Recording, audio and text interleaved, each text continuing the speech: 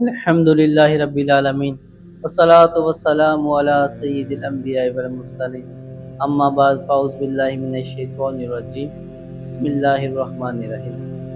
نبی پاک صلی اللہ علیہ وآلہ وسلم پر درود پاک پڑھنے کی بے شمار فضائل و برکات ہیں۔ جو بندہ نبی پاک صلی اللہ علیہ وآلہ وسلم پر ایک مرتبہ درود پاک پڑھتا ہے، اللہ تعالیٰ اس پر 10 رحمتیں بھیجتا ہے۔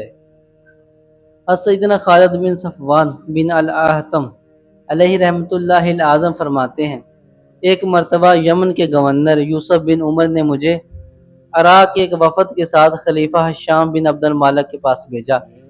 جب میں وہاں پہنچا تو دیکھا خلیفہ ہشام بن عبد المالک اپنے لشکر، اہل و عیال، خادموں اور غلاموں کے ساتھ سیر و سیاحت کے لیے روانہ ہو رہا ہے۔ چنانچہ میں بھی اس سفر میں لشکر کے ساتھ شامل ہو گیا۔ خلیفہ نے ایک ایسی وادی میں لشکر کے پڑاؤ کا حکم دیا جو نہایت وسیع و عریض، خوبصورت اور صاف ستھری تھی۔ موسم بہار میں وہاں کئی بارشیں ہو چکی تھیں، جس کی وجہ سے وادی پھولوں اور مختلف قسم کے نباتات سے آراستہ اور پراراستہ تھی۔ وہ وادی ایسی خوبصورت اور دل کو لبھانے والی تھی کہ اسے دیکھتے ہی وہاں قیام کرنے کو جی چاہتا تھا، اور ویسے بھی وہ ہر اعتبار سے قیام کے لیے موزوں تھی۔ وہاں کی مٹی ایسی تھی جیسے کافور کی ڈلیاں، اور وہاں کے ڈیلے ایسے صاف و شفاف تھے کہ اگر انہیں اٹھا کر پھینکا جائے تو ہاتھ بالکل گرد آلود نہ ہو۔ وہاں خلیفہ کے لیے وہ ریشمی خیمہ نصب کیے گئے جنہیں یوسف بن عمر نے یمن سے بھجوایا تھا۔ پھر ان خیموں میں سرخ ریشم کے 4 بستر لگائے گئے اور ایسے ہی سرخ ریشمی تکیے ان پر رکھے گئے۔ تمام انتظامات کے بعد جب محفل سج گئی اور تمام لوگ اپنی اپنی نشستوں پر بیٹھ گئے تو میں نے سر اٹھا کر خلیفہ کی طرف دیکھا۔ اس کی نظر مجھ پر پڑ گئی۔ اس کے دیکھنے کا انداز ایسا تھا گویا وہ کہہ رہا ہو، بولو کیا بولنا چاہتے ہو۔ میں نے کہا، اے امیر المومنین، اللہ عز و جل آپ پر اپنی رحمتیں نازل فرمائے اور آپ کو نعمتوں پر شکر کرنے کی توفیق عطا فرمائے، اور امور خلافت میں اللہ عز و جل آپ کو سیدھی راہ پر رکھے اور آپ کا انجام ایسا فرمائے جو قابل تعریف ہو۔ اللہ عز و جل نے آپ کو یہ نعمتیں اس لیے دی ہیں تاکہ آپ ان کے ذریعے تقوی اختیار کریں۔ اللہ عز و جل نے آپ کو باکثرت پاکیزہ نعمتیں عطا کی ہیں، ان میں کوئی کدورت نہیں، اور ایسی نعمتیں عطا کی ہیں جن میں خوشیاں ہیں، غم نہیں۔ آپ مسلمانوں کے لیے قابل اعتماد خلیفہ ہیں اور آپ ان کے لیے خوشی اور سرور کا باعث ہیں۔ جب انہیں کوئی مصیبت درپیش ہوتی ہے تو وہ آپ ہی کی طرف رجوع کرتے ہیں، اور ہر مشکل کے وقت آپ ان کے لیے جائے پناہ ہیں۔ اے امیر المومنین، اللہ عز و جل مجھے آپ پر فدا کرے۔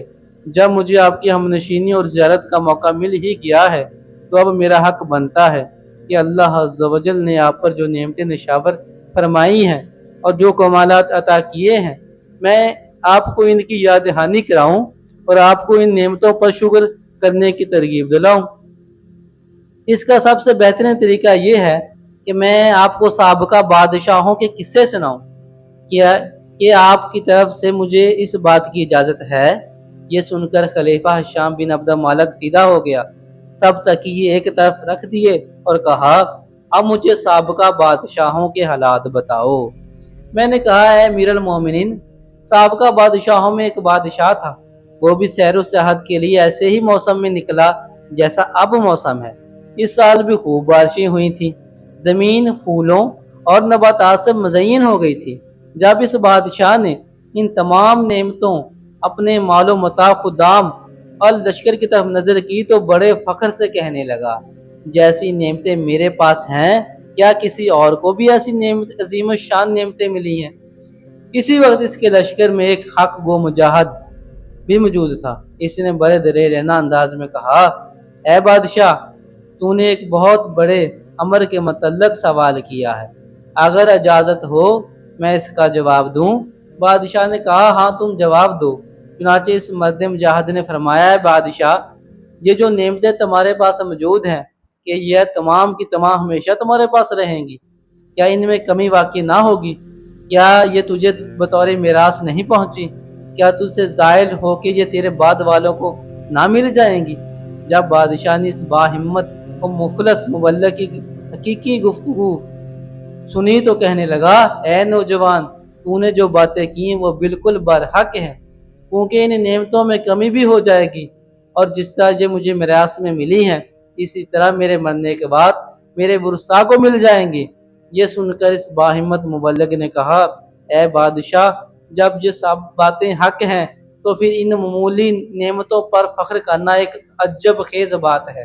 اے بادشاہ، یہ نعمتیں تیرے پاس بہت کم عرصہ رہیں گی، اور جب تو اس دنیا سے چلا جائے گا تو خالی ہاتھ جائے گا، اور کل بروز قیامت تجھ سے ان نعمتوں کا حساب لیا جائے گا۔ پھر بھی اس دنیا فانی میں تیرا دل کیوں کر لگا ہوا ہے؟ دین کا درد رکھنے والے مبلغ کی یہ باتیں بادشاہ کے دل میں تاثیر کا تیر بن کر پیوست ہو گئیں۔ اس کی آنکھوں سے غفلت کا پردہ ہٹ گیا، اور اس نے بے چین ہو کر کہا، اے نوجوان، پھر تم ہی مجھے بتاؤ کہ میں ان مصائب سے نجات پا کر کسی طرح اپنے مقصد اصلی تک پہنچ سکتا ہوں۔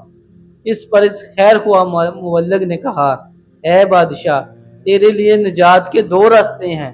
ایک تو یہ کہ تو اپنی بادشاہت قائم رکھ اور ہر حال میں اللہ عز و جل کی اطاعت کر، تمام فیصلے شریعت کے مطابق کر، عدل و انصاف سے کام لے، خوشی و غمی، تنگی اور فراخی، ہر حال میں رب عز و جل کا شکر ادا کر۔ دوسری صورت یہ ہے کہ تو تاج و تخت چھوڑ کر درویشی لباس اختیار کر لے، اور کسی پہاڑ کے دامن میں گوشہ نشین ہو کر اپنے پاک پروردگار عز و جل کی عبادت میں مشغول ہو جا۔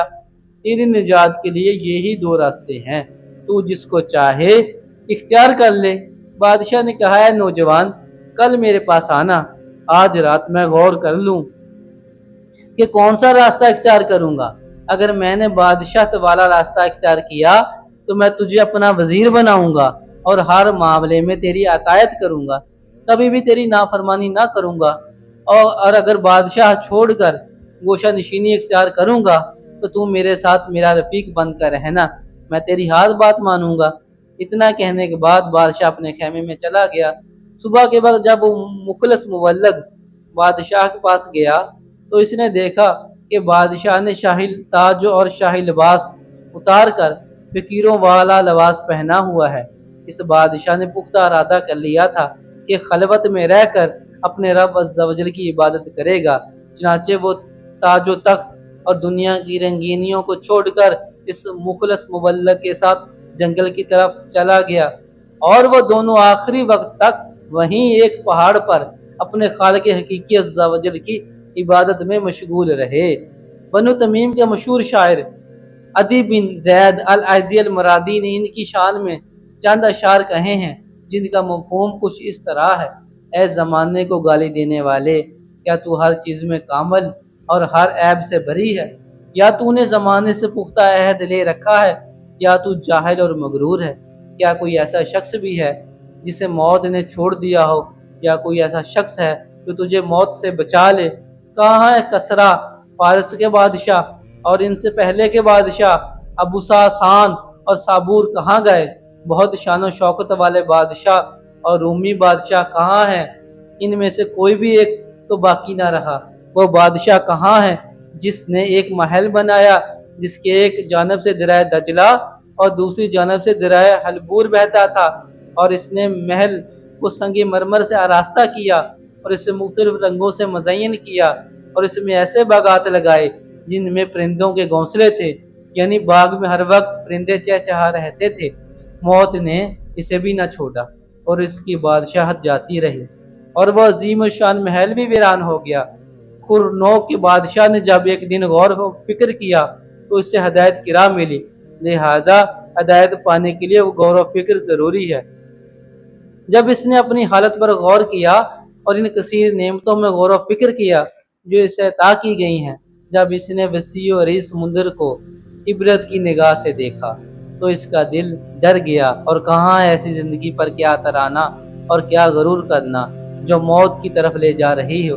بالآخر اسے حکومت، کامیابی اور سرداری کے بعد قبر میں دفن کر دیا گیا۔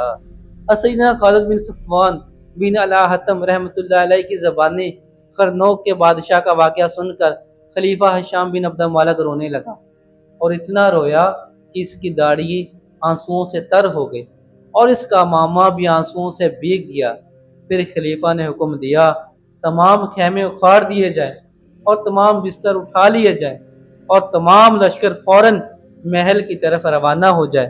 چنانچہ خلیفہ اپنے سارے لشکر کو لے کر روتا ہوا محل کی طرف روانہ ہو گیا، اور وہاں پہنچ کر اس نے تمام امور مملکت اپنے بھائیوں کے سپرد کیے اور خود محل کا ایک کونا سنبھال لیا، اور تمام دنیاوی خواہشوں کو چھوڑ کر اپنے مالک حقیقی عز و جل کی عبادت میں مشغول ہو گیا۔